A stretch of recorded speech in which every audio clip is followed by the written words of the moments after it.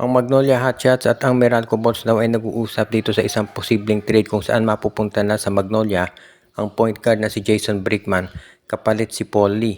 Masasabi naman natin na patas yung trade na to dahil kung edad lang ang pag-uusapan, hindi nagkakalayo itong si Brickman at itong si Paul Lee. Kaya ito raw yung proposal na ibibigay ng Magnolia. Ayon doon sa mga insiders, willing din daw ang Magnolia na magbigay ng second round draft pick kasama itong si Paul Lee para lang mapapayag ang Meralco Balls. Sa ngayon kasi nakita na ng Magnolia na yung laro ni Paul Lee sa tingin ng management ay hindi na raw babalik doon sa dati at hindi na babagay dito sa sistema ng Magnolia. Sa panig naman ng Meralco, ang tingin nila kay Paul Lee ay malaki pa rin ang potential nito na magbigyan ng magandang oportunidad ng Meralco at makatulong sa scoring nila. Dahil sa ngayon, ang problema ng Meralco, kulang talaga sila sa scoring at iyan yung nakikita ng management na pwedeng ibigay ni Paul Lee. Samantala naman ang Magnolia, ang habol dito kay Jason Brickman ay yung kanyang playmaking skills. Kung napapanood ninyo yung laro ni Brickman dito sa PBA sa Meralco at maski na doon sa MPBL at sa ibang mga liga, talagang yung playmaking at yung basketball IQ nito isa sa pinakamataas. Kaya hindi nakapagdududa na ito'y gusto talagang makuha ng Magnolia. Ito yung bagay na maging mentor nitong si Jerome Lastimosa, kaya siya talaga gustong makuha ngayon ng Magnolia. Kaya walang duda na itong Magnolia Hotshots at itong Meralco Balls ay magiging maganda yung usapan nila at sa tingin ko mabilis ma-aprobahan ng trade na to. Lalo na at nakita naman natin na magiging maganda yung arrangement nila. Wala namang masasabi na matatalo dito sa trade na yan.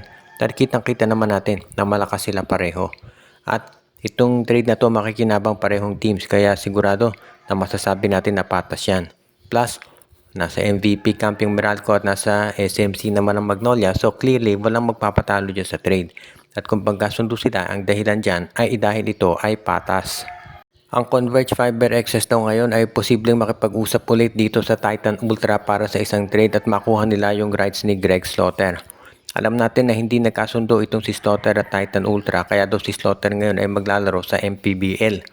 Pero itong Titan Ultra daw ay willing pa rin na makipag-usap sa ibang teams na interesado na ma-acquire ang rights ng nasabing big man. At mukhang ngayon daw itong Converge Fiber XS ang nag-iisip kung makukuha nila yung rights ni Slaughter. At posible raw na maging kapalit naman yan ay yung rights o rather itong si Larry Muyang. Pakasamahan daw ng second round draft pick ng Converge. Mukhang nakita ng Converge na kinakailangan pa nila ng isa pang sentro at itong si Greg Slaughter.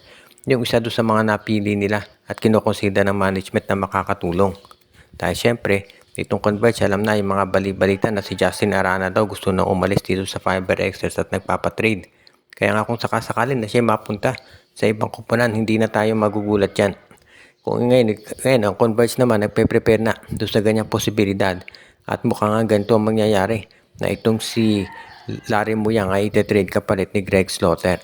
Pero ang lahat na ito ay gagawin lamang ng Converge provided na si Greg Slaughter ay magkaroon na talaga ng clearance na makapaglaro sa PBA. Dahil syempre kung ikaw ang Converge ayaw mo nang maulit yung nangyari nung nakipag-negotiate sila para dito kay Mikey Williams at inabot ng siyam bago ito si Mikey Williams ay naglaro dito sa Converge.